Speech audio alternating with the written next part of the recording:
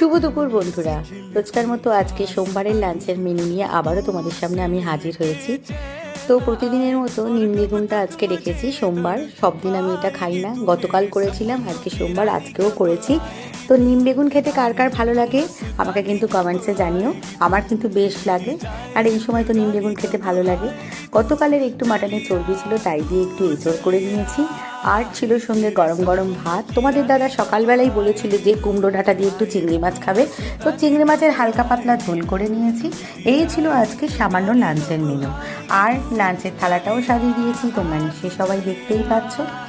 তো আজকে আমাদের লাঞ্চের মেনু সোমবারের এটাই ছিল। তোমাদের কি হয়েছে আমাকে কিন্তু কমেন্টসে জানাবে।